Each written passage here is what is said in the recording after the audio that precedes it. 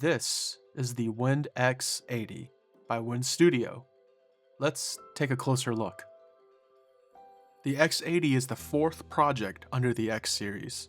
It has a very minimalistic design language, and frankly, I absolutely love it. It comes in the F13 TKL layout, and it comes in one key and one keyless versions.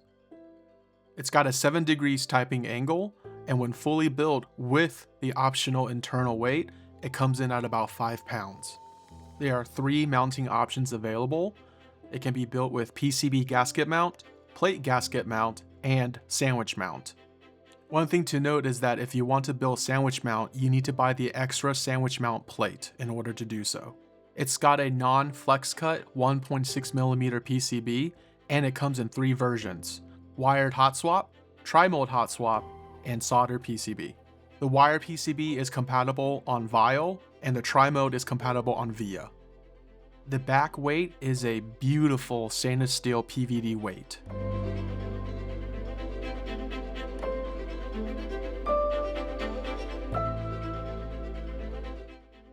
Not to mention, there's the elegant mid-piece seam that is found in a lot of Wind X boards. Overall, I am a huge fan of the aesthetics of this board. The quality of the finish is absolutely stunning. It's got a very classy, minimalistic look, and I think it's one of those timeless designs that we find in the hobby.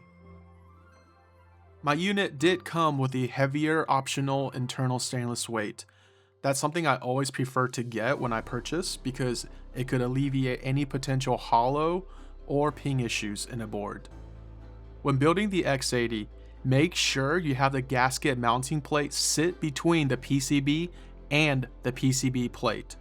Depending on which gasket mount you want to use, make sure the gasket plate is facing the right direction. I'll be building this plate gasket mount, so that will be the side that I'll be facing upwards. It is only after you have aligned your PCB, your gasket mount plate, and your PCB plate, then you can install your switches. One thing to note is that after talking to other reviewers who have received a prototype, their units have a lot of hollow and ping issues, while our unit did not have that issue at all.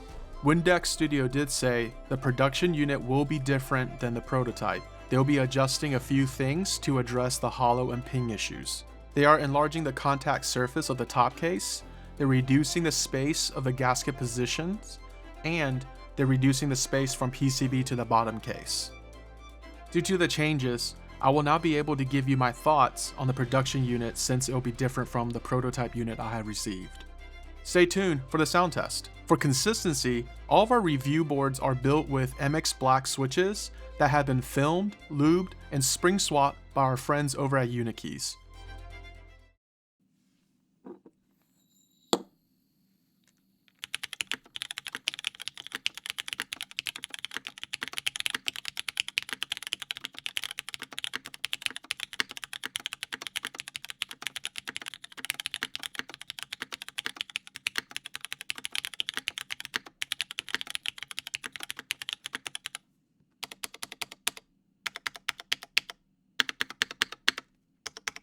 Here are my thoughts for this board. I think this board is absolutely beautiful. I love the back weight. I love the mid-piece seam as well. I will say the sound profile leans a little bit too deep for my personal taste. Not to mention other reviewers have said their unit suffered from hollow and ping issues as well. So I think from a sound perspective, this is where the board is a little bit lacking.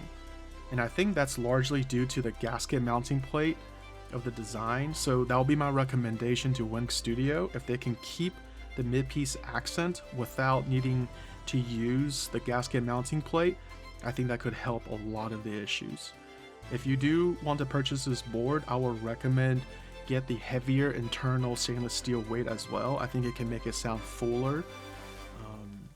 But honestly, if you are more into the aesthetics, I cannot recommend this board any more than I do.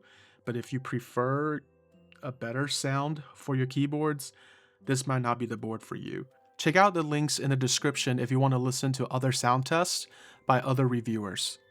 If you have enjoyed this video, please comment, like, and subscribe to this channel. It really helps us a lot. See you next time.